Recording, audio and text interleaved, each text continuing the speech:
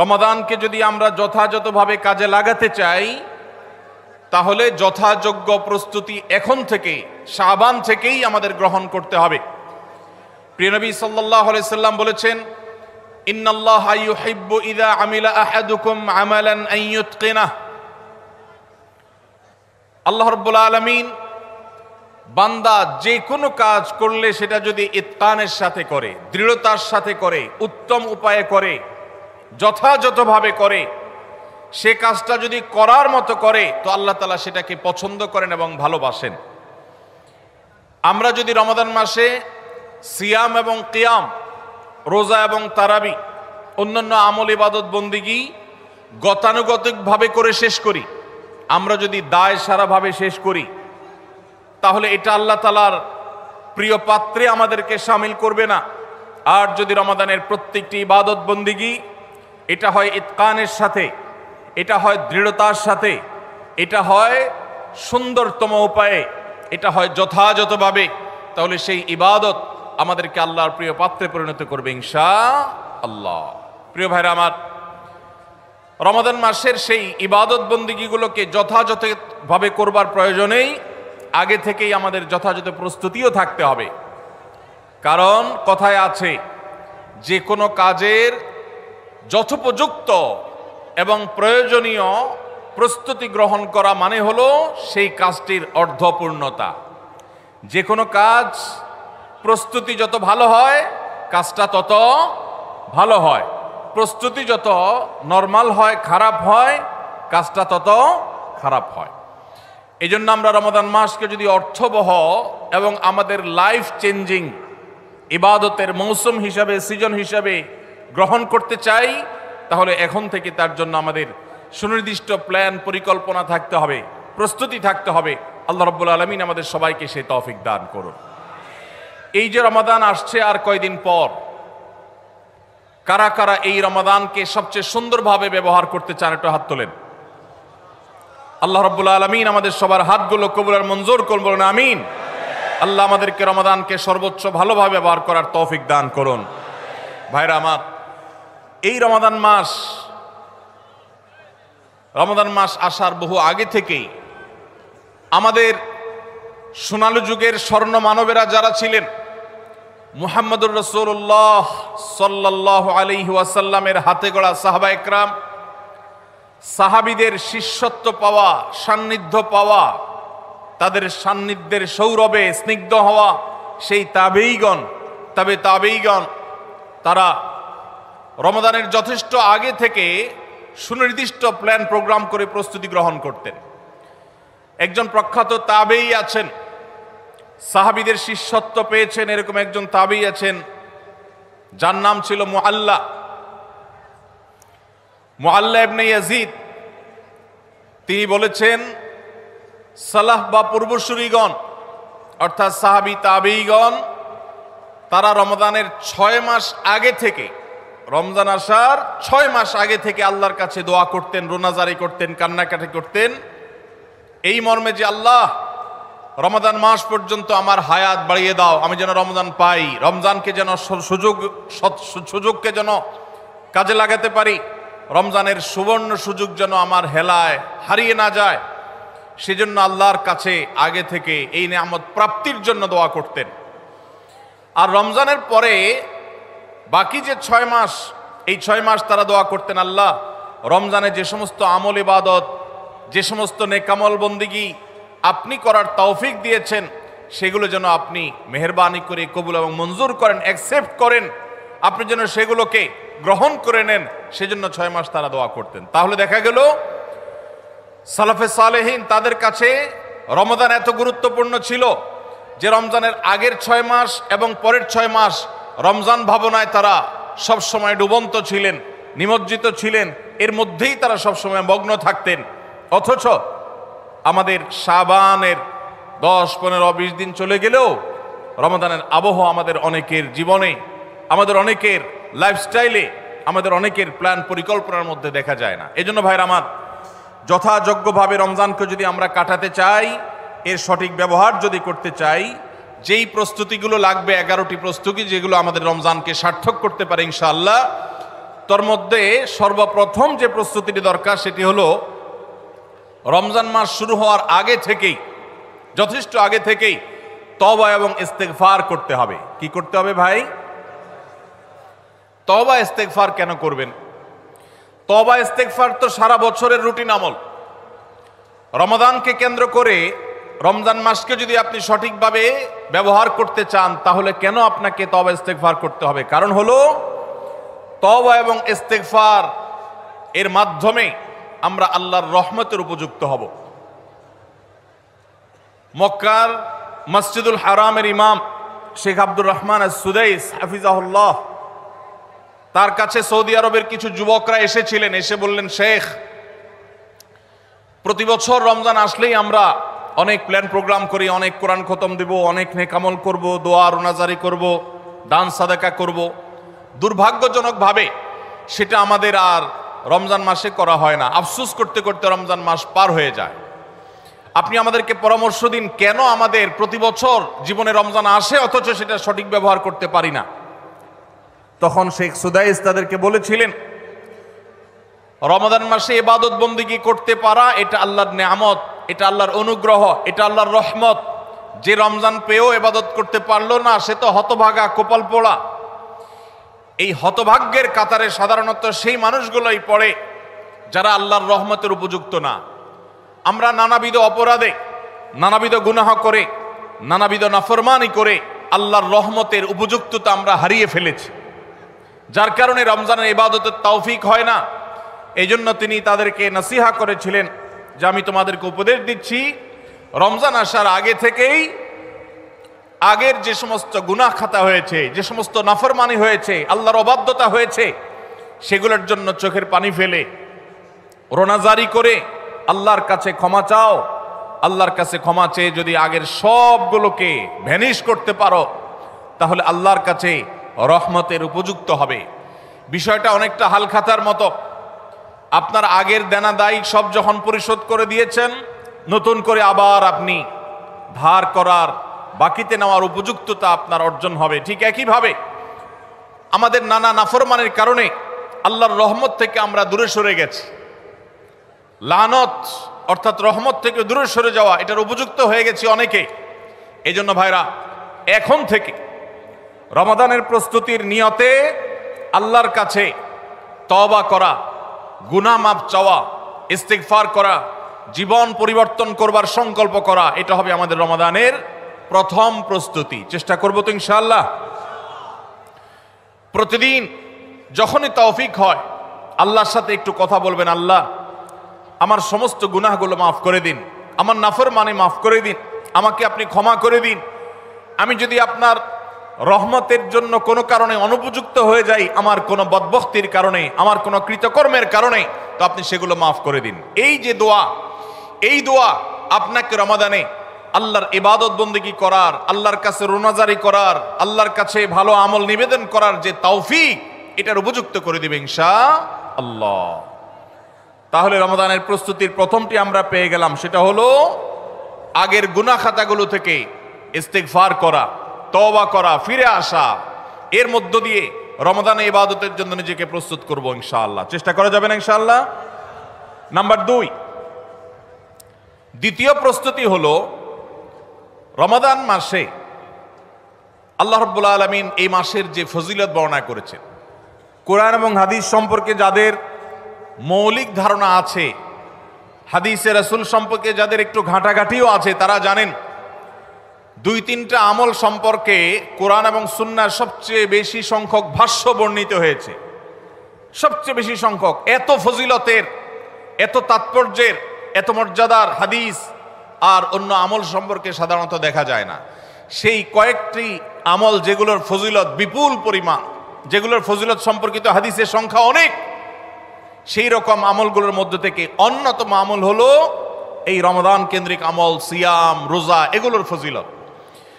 তো আমাদের রমাদান কেন্দ্রিক প্রস্তুতি হিসাবে দ্বিতীয়ত যে কাজটি আমরা করতে পারি সেটি হলো এখন থেকেই রমাদান মাসের কি কি ফজিলত আছে, সিয়াম সাধনার কি কি ফজিলত আছে, রমাদানের কি কি আমল আছে, বিশেষ করে ফজিলত এবং মর্যাদার কথাগুলো আলোচনা শুরু করা এখন থেকে।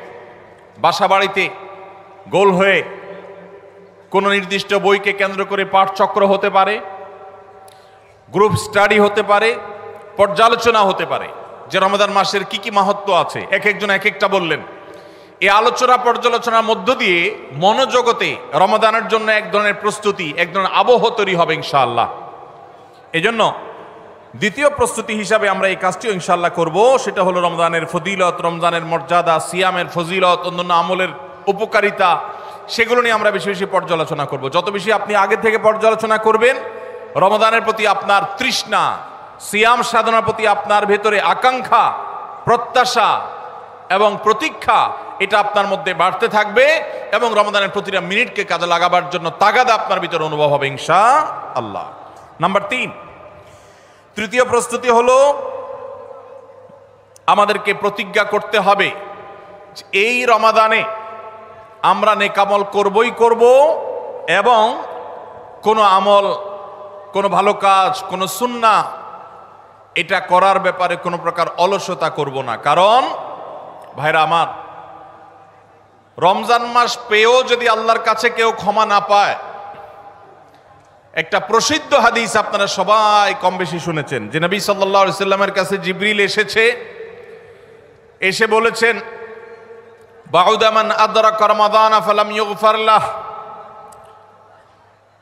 যে ব্যক্তি রমজান পেয়েছে অথচ রমজানের এই বিশাল সুবর্ণ সুযোগকে কাজে লাগিয়ে সে তার জীবনের সব গুনাহগুলো মাফ করাইতে পারে নাই, সে আল্লাহর কাছ থেকে মাগফিরাত আদায় করে নিতে পারে নাই, সে জাহান্নাম থেকে মুক্ত এই ঘোষণা সে আদায় করতে পারে নাই, অথচ সে রমজান মাস পেয়েছে, এর চাইতে হতভাগা আর কে হতে পারে? তার সে ধ্বংস হোক, এই বদদুআয় নবী সাল্লাল্লাহু আলাইহি সাল্লাম আমিন বলে সমর্থন জানিয়েছেন, সায় দিয়েছেন।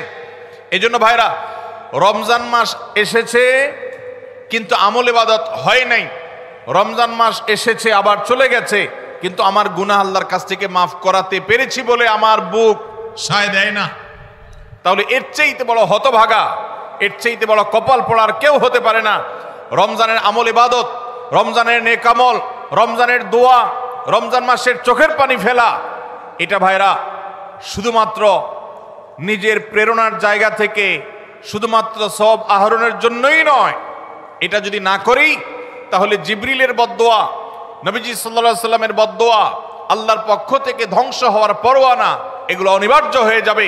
এই কথা চিন্তা করে এখন থেকে রমাদান কেন্দ্রিক প্রস্তুতির অংশ হিসাবে আমাদেরকে প্রতিজ্ঞা করতে হবে, এইবারের রমাদানের প্রতিটা দিন আমি আল্লাহর কাছে চোখের পানি ফেলে একটা নির্দিষ্ট সময় কান্নাকাটি করব, আমার গুনাহ খাতাগুলোকে মাফ করাবো, জাহান্নামীদের তালিকা আমার নাম যদি কোনো কারণে যেয়ে থাকে, আমি এমনভাবে রোনাজারি করব, এমনভাবে ইস্তেগফার করব, এমনভাবে চোখের পানি ফেলবো, একান্ত নীরবে আল্লাহর সাথে কথা বলবো যেন আমার সমস্ত গুনাহগুলো মাফ হয়, জাহান্নামীদের তালিকা থেকে যেন আমার নাম কেটে যায়।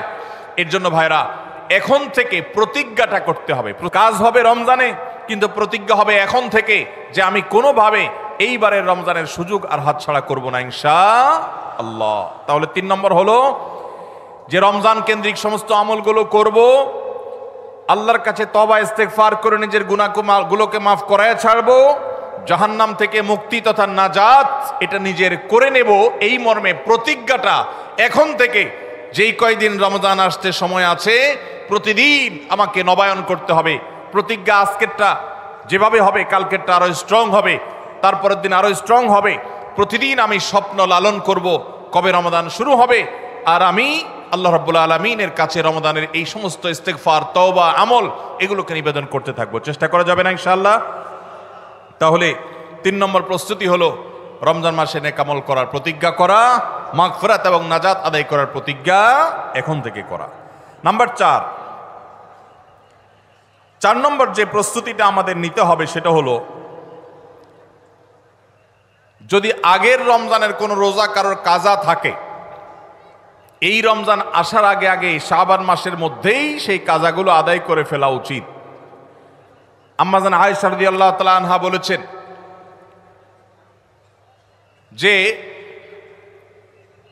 নারী হিসাবে রমাদান মাসে যে কয়েকটা রোজা ভাঙতি পড়ে, নবীজি সাল্লাল্লাহু আলাইহি সাল্লাম রমাদান পরে পুরো সময়টা তার কাছে থাকার কারণে তিনি সেই রোজাগুলো রাখার সুযোগ সেভাবে পেতেন না। স্বামীর হকের কথা মাথায় রেখে রোজাগুলো রাখতেন না। এবং শাবান মাস আসলে নবীজি সাল্লাল্লাহু আলাইহি সাল্লাম নিজেও বেশি বেশি নফল রোজা রাখতেন। ওই সুযোগে মা আয়েশা রাদিয়াল্লাহু তাআলা আনহা বলেছেন যে তিনিও তার রমজানের বাকি রোজা যেগুলো ছিল ভাঙতি রোজা, সেগুলো তিনি রেখে ফেলতেন। তো এই হাদিস থেকে বোঝা যায় রমজানের রোজা যদি কারোর কাজা হয়, পুরুষদের অসুস্থতার কারণে হতে পারে, মা বোনদের মাসিকার কারণে হতে পারে, তাহলে সেই রোজা যত দ্রুত সম্ভব আমরা কাজা করে ফেলবো। এবং সেই কাজা করতে যদি কোনো কারণে, যৌক্তিক কারণে বা যে কোনো কারণে যদি বিলম্ব হয়, তাহলে এই বছরের আসন্ন রমাদানের প্রস্তুতির অংশ হিসাবে আগের রমজানের কোনো ভাঙতি রোজা থাকলে সেগুলো সব রেখে কাজা করে সম্পূর্ণভাবে এই রোজার জন্য প্রস্তুত হবে। এটা হলো 4 নম্বর প্রস্তুতি। নাম্বার 5 নম্বরের রমজানের প্রস্তুতি হলো আল্লাহ রাব্বুল আলামিনের কিছু সাধারণ ক্ষমা আছে, কমন ক্ষমা, গণহারে মাফ। আল্লাহ তাআলার এই যে সাধারণ ক্ষমা, গণহারে মাফ, দুটি বিষয় এই গণহারে মাফ থেকে মানুষকে দূরে সরিয়ে রাখে। আল্লাহর গণহারে যে ক্ষমা, এই গণক্ষমার উপযুক্ততা নষ্ট করে দেয় দুটি জিনিস। তার একটি হলো শিরক, আরেকটি হলো হাসাদ। একটা হলো হিংসা, আরেকটা হলো শিরক। নবী করিম সাল্লাল্লাহু আলাইহি ওয়াসাল্লাম বিভিন্ন হাদিস থেকে আমরা জানি, তিনি বলেছেন আল্লাহ রাব্বুল আলামিন বিশেষ করে লাইলাতুন নিসফি মিন শাবানে যখন মানুষকে গণহারে ক্ষমা করেন, তখন 2 শ্রেণীর মানুষকে আল্লাহ তাআলা মাফ করেন না, ইল্লা লিল মুশরিকিন আও মুশাহিন। তবে যদি মুশরিক আর মুশাহিন থাকে, শত্রুতা করে, হিংসা করে অন্যের প্রতি, এইরকম মানুষ যদি থাকে, তাদেরকে আল্লাহ তাআলা সাধারণ ক্ষমা আওতায় আনেন না। রমাদানে আল্লাহ তাআলা প্রতিদিন বহু মানুষকে সাধারণ ক্ষমা করেন। রমাদান যখন কাছে আসে, শেষ দশক আসে, তখন সাধারণ ক্ষমার পরিমাণ বেড়ে যায়। আল্লাহ সুবহানাহু ওয়া তাআলা বলেছেন ওয়ালিল্লাহি নবী সাল্লাল্লাহু আলাইহি সাল্লাম বলেছেন ওয়ালিল্লাহি উতাকাউ মিনান নার ওয়া যালিকা ফি কুল্লি লাইলা। রমজানের প্রত্যেক রাতে বহু মানুষকে আল্লাহ তাআলা জাহান্নাম থেকে মুক্ত ঘোষণা দিয়ে দেন। অমুক জাহান্নাম থেকে মুক্ত, অমুকের ছেলে অমুক জাহান্নাম থেকে মুক্ত, অমুকের ছেলে অমুক, তার নাম জাহান্নামের তালিকা থেকে কাটা, জান্নাতের তালিকা চলে আসবে। অসংখ্য মানুষকে এভাবে এই সুযোগ আল্লাহ তাআলা দান করেন। যারা শিরকে লিপ্ত, সেটা যেই কোনো ধরনের শিরক হোক, কবরকে যারা সিজদা করে, মাজারকে যারা পুজো করে, জীবিত মৃত মানুষকে যারা সিজদা করে, কবরে যারা প্রার্থনা করে, সেখানে যারা সন্তান চায়, ব্যবসার উন্নতি চায়, যত প্রকার শিরক আছে কবর কেন্দ্রিক, এগুলাতে লিপ্ত হয়, অথবা এর বাইরে আরো যত রকমের শিরক গোটা দুনিয়াতে আছে, কোন প্রকার শিরকে যখন মানুষ লিপ্ত হয়, তখন এই ব্যক্তি আল্লাহ তাআলার সাধারণ ক্ষমার উপযুক্ত আর থাকে না।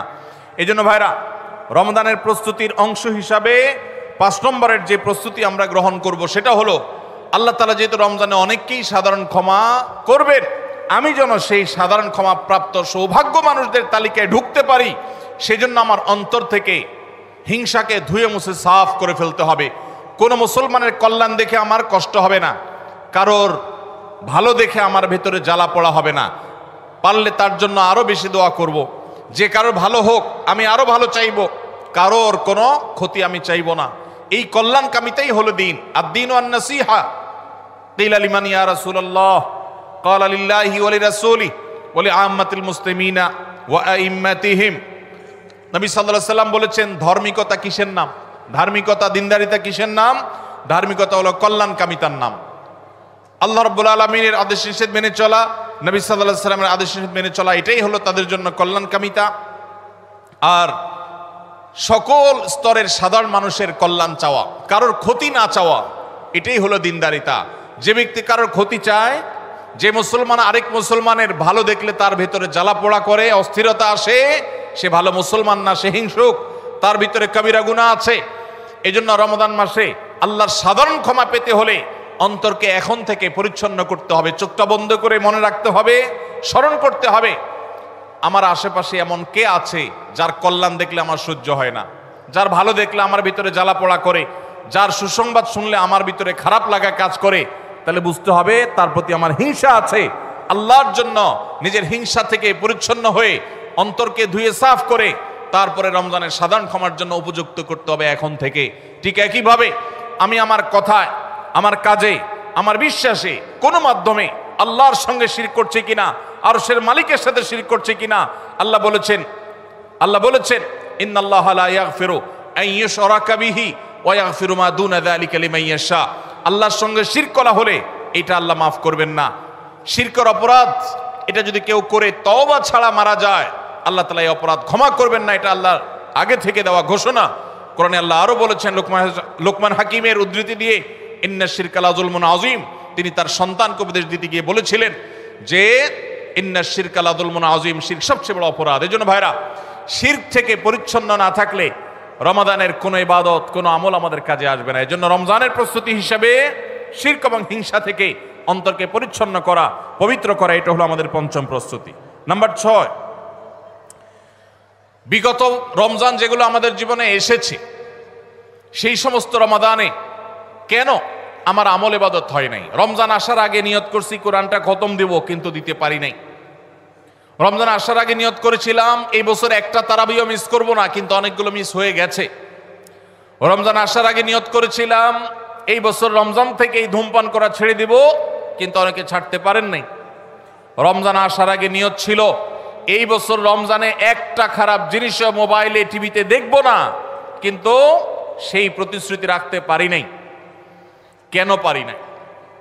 বিগত রমজানের সমস্ত আমল নামা নিয়ে বসতে হবে এখন থেকে, শাবান থেকে, আজকে থেকেই, যে আমার গত রমজানে আমল ইবাদতের ক্ষেত্রে প্রতিবন্ধকতা, বাধাগুলো কি কি ছিল, একটা একটা করে সম্ভব হলে লিখে ফেলবেন। নাম্বার 1, আমি তারাবিটা নিয়মিত পড়তে পারি নাই, কারণ অমুক অমুক বন্ধুর সাথে আড্ডায় যেতে হয়েছে। তাহলে এটা আমার একটা বাধা।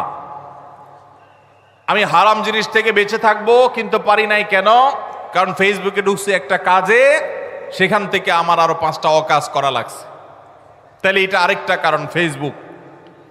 এইভাবে একটা একটা করে আপনি যদি কারণ লেখেন, লেখার পর আসন্ন রমাদানকে অর্থবহ এবং সার্থক করবার স্বার্থে এবং প্রয়োজনে সেই চিহ্নিত কারণগুলো একটা একটা ধরে হিম্মত করে, সৎসাহস করে আল্লাহকে সন্তুষ্ট করবার আশায় ছুঁড়ে ফেলে দিতে হবে নিজের জীবন থেকে। এই সংকল্প এবং এই কাজটা যদি আপনি করতে পারেন, তাহলে ইনশাআল্লাহ আপনি দেখবেন আপনার এই রমজান আপনার জীবনের শ্রেষ্ঠ রমজান হয়েছে। ভাইরা আমার, নবী করিম সাল্লাল্লাহু আলাইহি সাল্লাম তাঁর জীবদ্দশায় কয়টা রমজান পেয়েছেন? মাত্র 8টা রমজান পেয়েছেন। দ্বিতীয় হিজরিতে রমজানের রোজা ফরজ করা হয়েছে, দশম হিজরিতে আল্লাহ তাকে দুনিয়া থেকে নিয়ে গেছেন। মাত্র 8টা রমাদান তিনি পেয়েছেন নবী সাল্লাল্লাহু আলাইহি সাল্লাম। বহু সাহাবী আছেন, তাদের জীবনে রমজান মাত্র পেয়েছেন একটা রমজান পেয়েছেন। এরপরে রমজান আসার আগে হয়তো জিহাদের ময়দানে গিয়ে শাহাদাত বরণ করেছেন। অনেক সাহাবী আছেন হয়তো 40, 45, 50 বছর বয়সে ইসলাম গ্রহণ করেছেন, এরপরে কয়েক বছরের মধ্যে দুনিয়া থেকে চলে গেছেন, রমজান পেয়েছেন অল্প কয়েকটা। আর আমরা জন্মসূত্রে মুসলমান হওয়ার সুবাদে এক একজন মানুষ 20টা, 30টা, 40টা, 50টা রমজান আমরা পেয়েছি। দুর্ভাগ্য আমাদের, সাহাবা একরাম মাত্র 2, 4, 5টা রমজান পেয়ে তাদের জীবনকে যেই পর্যায়ে নিয়ে গেছেন, আমরা বেশিরভাগ মানুষ জীবনে 30, 40, 50টা রমজান পেয়েও আমাদের জীবনকে সে পর্যায়ে নিতে পারি নাই। ভাইরা আমার, এই জন্যই আসন্ন রমাদানকে সঠিকভাবে ব্যবহার করবার জন্য আমাদের বিগত রমজানগুলোর সমস্ত সমস্যাগুলোকে চিহ্নিত করতে হবে। কি কি কারণে আমি এর আগের রমজানগুলো সঠিকভাবে কাজে লাগাতে পারিনি, ব্যবহার করতে পারিনি, সেগুলো একটা একটা করে দূর করতে হবে। যেমন সোশ্যাল মিডিয়া, ফেসবুক, ইউটিউবের আসক্তি, এটা আমার আগের বছরের রমাদানের যে ইবাদত, এটার ক্ষেত্রে প্রতিবন্ধকতা ছিল। তাহলে এই বছরের ইবাদতের প্রস্তুতির অংশ হিসাবে এই সোশ্যাল মিডিয়া, ফেসবুক আমার মোবাইল থেকে আনইনস্টল করে ফেলতে হবে। চেষ্টা করা যাবে না ইনশাআল্লাহ?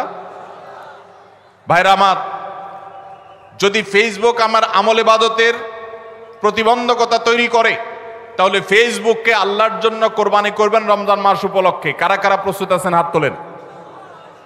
বুঝে শুনে হাত তুলছেন? বুঝে শুনে হাত তুলছেন? আল্লাহ এই হাতগুলোকে সবগুলোকে কবুল আর মঞ্জুর করুন। যুবক ভাইয়েরা, আপনারা ফেসবুক মোবাইল থেকে আনইনস্টল করার নিয়ত করছেন, এটার মানে কিন্তু আপনারা এক একজন আল্লাহর রাহে কোরবানি হওয়ার নিয়ত করছেন। প্রস্তুত আছেন তো ইনশাআল্লাহ? নিজেদের কোরবানি করার জন্য প্রস্তুত আছেন তো ইনশাআল্লাহ? আল্লাহ তাআলা আমাদেরকে তৌফিক দান করুন। ভাইরা আমার, রমাদানের 6 নম্বর প্রস্তুতির অংশ হিসাবে যে কাজটি করতে হবে বলছিলাম, সেটা হলো আমাদের সমস্যাগুলো কি কি হয়েছে সেগুলো চিহ্নিত করে সেগুলো দূর করতে হবে। আর 7 নম্বর প্রস্তুতির অংশ হিসাবে আমরা যেটি করব সেটা হলো রমাদান কেন্দ্রিক সমস্ত আহকাম এবং মাসাইল, বিধিবিধানগুলো আমাদের শিখে ফেলতে হবে। এটা রমজানের প্রস্তুতি। আমাদের দেশে অনেক মসজিদে ইমাম সাহেবরা তালিম করেন রোজা ভঙ্গের কারণ কি, রোজা মাকরুহ হওয়ার কারণ কি, রোজার জন্য ক্ষতিকর বিষয়গুলো কি কি, এগুলো রমজান মাসে বিভিন্ন নামাজের পরে তালিম করেন। এটা একটা ভালো চেষ্টা, কিন্তু এই কাজটা যদি আমরা শাবান মাস থেকে নিজস্ব উদ্যোগে করি সেটা হবে আরো ভালো চেষ্টা। কথা কি বুঝে আসছে ভাই? তাহলে রমজান আসার আগে থেকেই আমরা মাসাইলের তালিম, মাসাইলের শিক্ষা, জ্ঞান অর্জন, রমজানের বিধিবিধানগুলো আমরা জানার চেষ্টা করব। এটা হবে পার্ট অফ প্রিপারেশন ফর রমাদান। রমজানের জন্য প্রস্তুতির অংশ হিসাবে আমাদের এখন থেকে রমজান এবং সিয়ামের মাসাইলগুলো জানতে হবে। আল্লাহ আমাদের সবাইকে আমলের তৌফিক দান করুন। 8 নম্বর হলো রমজানে যে আমলগুলো করবেন এখন থেকে সেগুলোর ওয়ার্ম আপ এবং রিহার্সেল শুরু করে দিবেন, প্রস্তুতি শুরু করে দিবেন, চর্চা শুরু করে দিবেন। কারণ মানুষ দাঁড়ানো অবস্থায় হঠাৎ করে জোরে দৌড় দিতে পারে না। একটা গাড়ি সেটা দাঁড়ানো অবস্থায় হঠাৎ করে 100, 150, 110, 20 গতিতে চলতে পারে না। প্রথম 10, 20 হয়, এরপরে 40, 60 হয়, এরপর আস্তে আস্তে 100 বা 110, 20 হয়। এই জন্য রমাদান মাসে যদি আপনি বিপুল পরিমাণ ইবাদত করতে চান, অনেকে আছেন অপেক্ষা থাকেন রমজানের চাঁদ উঠলে সব শুরু করব। এদের দ্বারা জীবনে কিছুই হয় না। যারা আসলেই রমজানে কিছু করতে চায় তারা এখন থেকে শুরু করবে। রমজানে আমরা রোজা রাখবো, নবী সাল্লাল্লাহু আলাইহি সাল্লাম শাবান থেকে নফল রোজা রাখার অভ্যাস শুরু করতেন। রমজানে আমরা দোয়া করব, এখন থেকে দোয়ার রিহার্সেল শুরু করা, প্রস্তুতি শুরু করা। যে কোনো গুরুত্বপূর্ণ কাজের আগে মহড়া শুরু হয়, তারপরে মূল কাজ শুরু হয়। এই জন্য শাবান মাস থেকে আমাদের প্রস্তুতি চলতে হবে, চেষ্টা করা যাবে না ইনশাআল্লাহ? তাহলে 8 নম্বরের প্রস্তুতি হলো যেই আমলগুলো রমজানে করব সেগুলোর রিহার্সেল, সেগুলোর প্রস্তুতি, ওয়ার্ম আপ এখন থেকে শুরু হবে। নাম্বার 9, রমজান মাসের দিন এবং রাত যেভাবে কাটাবেন তার জন্য একটা প্ল্যান করে ফেলবেন, সুন্দর করে একটা স্কেডিউল করে ফেলবেন, রুটিন করে ফেলবেন যে আমি কোরআন তেলাওয়াতটা কোন সময় করব। দিনের কোন সময়টাতে আমি কোরআন তেলাওয়াতের জন্য টাইম বরাদ্দ রাখলে সেটা মিস হবে না। হতে পারে ঘুমানোর আগে, হতে পারে ফজরের পরে। কোন টাইমটা আমার সবচাইতে কোরআন তেলাওয়াতের জন্য নিরাপদ টাইম সেটা আমি ফিক্স করব। এই ঠিক একইভাবে আমি আল্লাহর কাছে রোনাজারের জন্য ভালো সময় কোনটা সেটা ঠিক করব।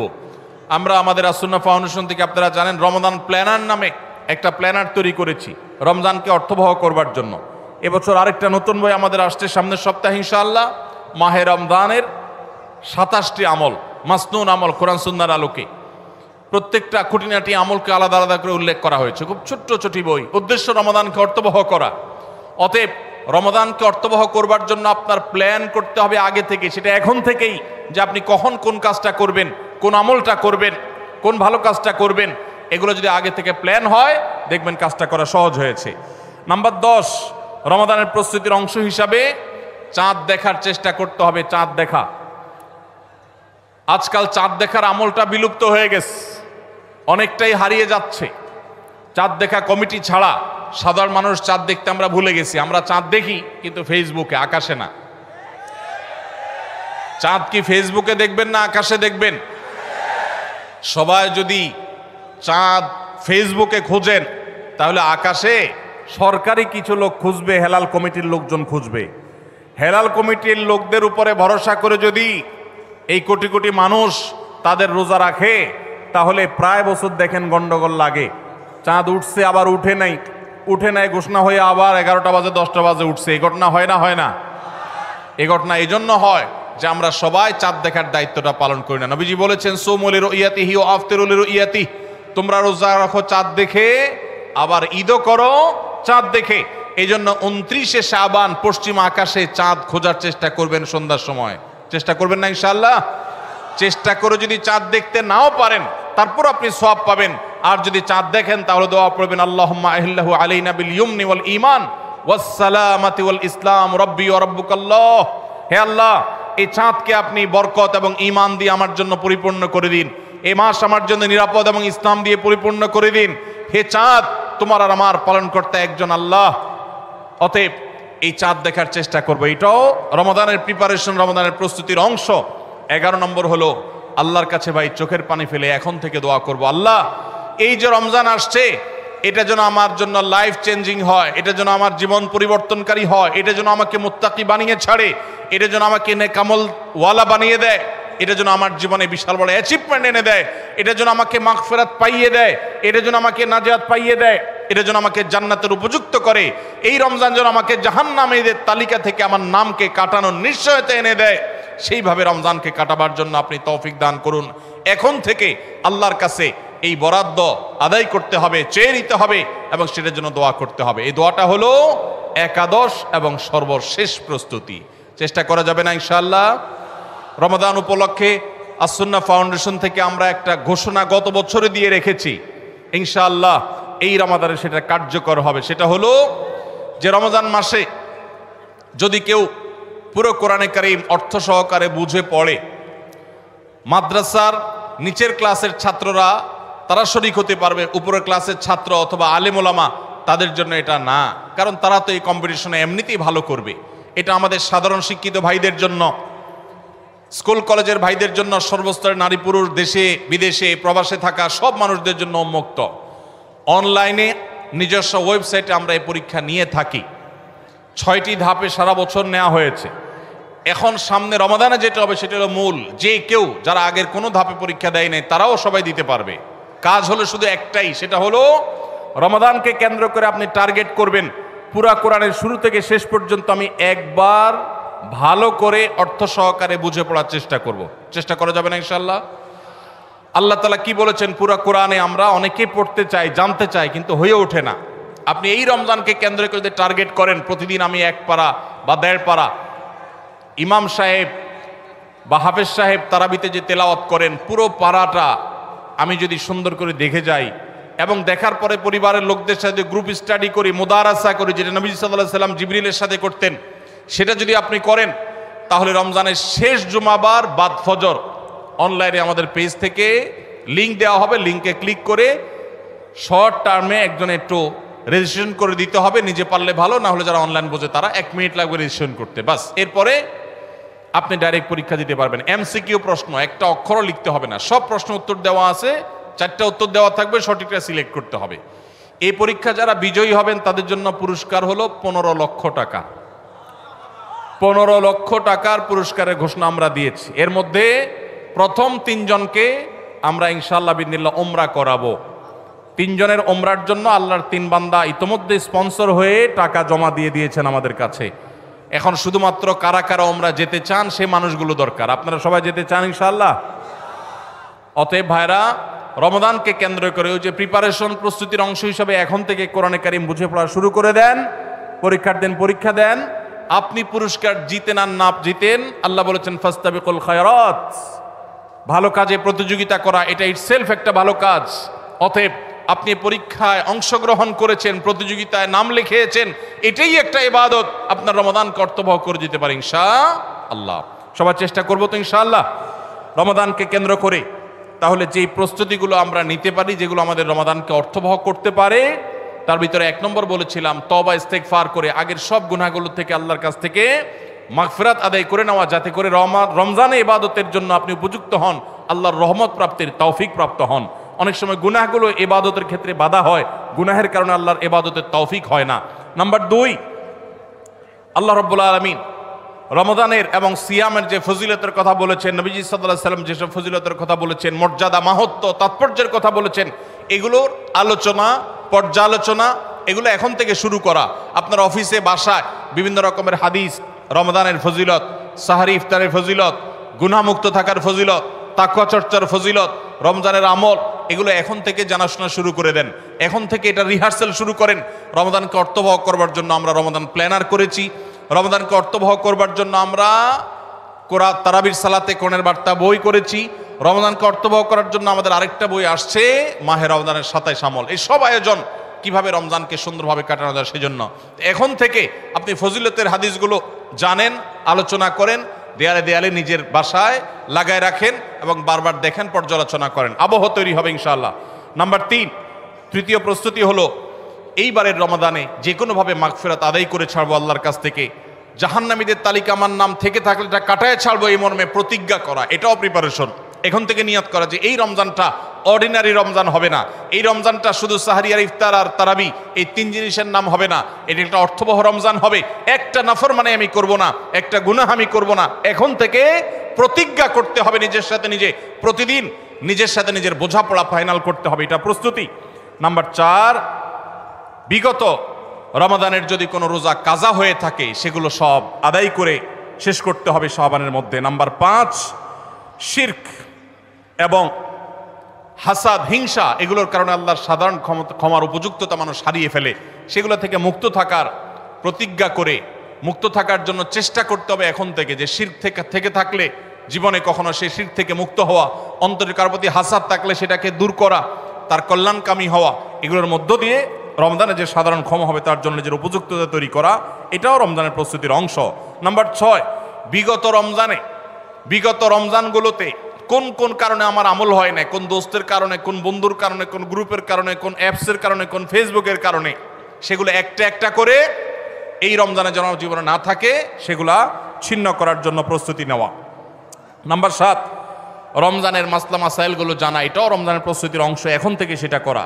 8 নম্বর হলো রমজানে যে আমল করতে চান এখন থেকে সেগুলো শুরু করে দেন, তেলাওয়াত করা। অনেক সালাফ শাবান মাস থেকে প্রচুর তেলাওয়াত করা শুরু করতেন, নবীজি শাবান মাস থেকে নফল রোজা শুরু করতেন। এগুলো হলো আগে থেকে প্রস্তুতি এবং মহড়া। রমজানে যা করবেন, দান সাদকা করবেন, এখন থেকে লিস্ট করেন, তালিকা শুরু করে দেন, টাকা পয়সা জোগাড় শুরু করে দেন, এগুলো হলো পার্ট অফ প্রিপারেশন। 9 নম্বর হলো রমজান কিভাবে কাটাতে চান তার একটা রুটিন করে ফেলেন, দিন রাত 24 ঘন্টার রুটিন। বাচ্চাদের, ফ্যামিলির অনেক ধরনের আমল আছে রমজানকে কেন্দ্র করে, যেগুলো হারিয়ে গেছে আমাদের সমাজ থেকে। রুটিন করেন এবং ইলম অর্জন করার চেষ্টা করেন। নাম্বার 10, চাঁদ দেখার চেষ্টা করতে হবে, এটাও রমজানের প্রস্তুতির অংশ। আর 11 নম্বর হলো আল্লাহর কাছে দোয়া করতে হবে, আল্লাহ যেন আমাদেরকে রমজানের রোজাকে যথাযথভাবে আদায় করার তৌফিক দান করেন। চেষ্টা করা যাবে তো ইনশাআল্লাহ। আল্লাহ রাব্বুল আলামিন আমাদের সবাইকে রমজানকে সর্বোচ্চ কাজে লাগাবার, সর্বোত্তম ব্যবহার করবার তৌফিক দান করুন। সবাই চেষ্টা করবো তো ইনশাআল্লাহ। ভাইরা আমার, জীবনে রমজান হতে পারে এটাই শেষ, সেই চিন্তা করেই আমাদেরকে রমাদানকে ইস্তেকবাল করতে হবে, অভ্যর্থনা জানাতে হবে। এটাকে শেষ রমজান ধরেই প্রিপারেশন নিতে হবে, আগাইতে হবে। এইবার যদি সুযোগ মিস হয় হয়তো আর সুযোগ আমার কাছে আসবে না, সেই চিন্তা করেই করতে হবে। তাহলে ইনশাআল্লাহ এই রমাদানে অর্থবহ কিছু করা সম্ভবপর হবে। আমরা সবাই সেজন্য যার যার জায়গা থেকে সচেষ্ট হব আগে থেকেই। এবং মনে রাখবেন, আবারও বারবার বলছি যে নবী সাল্লাল্লাহু আলাইহি সাল্লামের সেই হাদিসটি মাথায় রাখতে হবে, রমজান মাসটা আমল করে ইবাদত করে কিছু কামাইতে পারলাম ভালো, না কামাইতে পারলাম তেমন কোনো ব্যাপার না। ব্যাপারটা সেরকম না। ব্যাপারটা হলো, যদি এই মাস চলে যায় আর অবহেলায় আপনি আল্লাহর কাছ থেকে মাগফিরাত আদায় করতে না পারেন, তাহলে বাউদামান আদরাকা রমাদান ওয়া লাম ইগফার লাহ, এই হাদিসের মেজদাক হবেন আপনি, এই হাদিসের প্রয়োগ ক্ষেত্র হবেন আপনি। সেক্ষেত্রে রমজান পেয়েও মাগফিরাত না পাওয়ার কারণে ধ্বংস অনিবার্য হয়ে যাবে। এটা শুধুমাত্র শখের বিষয় না, এটা ডু অর ডাই এর মতো ব্যাপার। আপনি রমজান পাইলেন না, মাগফিরাত পাইলেন না, জাহান্নাম নিশ্চিত হবে। অতএব যারা বাঁচতে চাই তারা এখন থেকে প্ল্যান প্রোগ্রাম করা যাবে না ইনশাআল্লাহ। সেই সাথে আমি শুরুতে যেটা বলেছিলাম, রমাদান সেই মাস যেই মাসে আমল এবং ইবাদতের শুধু উন্নতি আর তারাক্কি না, মুসলমানদের সার্বিক অগ্রগতি, উন্নতি আল্লাহ রাব্বুল আলামিন এই মাসে দিয়েছেন। ঐতিহাসিক বদরের যুদ্ধের সেই স্মৃতি বিজড়িত মাস এই রমাদান। মক্কা বিজয়, বড় বড় ঘটনা ইসলামের ইতিহাসে, বড় বড় সাফল্য আল্লাহ তাআলা রমাদানে দিয়েছেন। অতএব সেই জন্য নিজেদেরকে প্রস্তুত করতে হবে, প্রস্তুতি এখন থেকে গ্রহণ করতে হবে। এবং বাংলাদেশের এই মাটি আল্লাহ রাব্বুল আলামিন যেন দ্বীনের জন্য, ঈমানের জন্য, কোরআনের জন্য, সুন্নাহর জন্য কবুল করেন। এদেশের মুসলমানদের অন্তরের অন্তঃস্থলে যেন দ্বীনকে আল্লাহ তাআলা গেঁথে দেন, আমাদেরকে সবাইকে যেন আল্লাহ তাআলা প্র্যাকটিসিং মুসলমান বানায় দেন। নামদারি মুসলমানদেরকে আল্লাহ যেন সিরিয়াস মুসলমান বানায় দেন। নামাজি মুসলমানকে যেন আল্লাহ আখলাকওয়ালা মুসলমান বানায় দেন। আখলাকওয়ালা মুসলমানকে যেন আল্লাহ মুখলিস মুসলমান বানায় দেন। আমরা সব সময় দোয়া করব ইনশাআল্লাহ। এই আসন্ন রমাদানকে কেন্দ্র করে সেই দোয়া আরো বাড়াতে হবে, তার প্রিপারেশন আরো বাড়াতে হবে।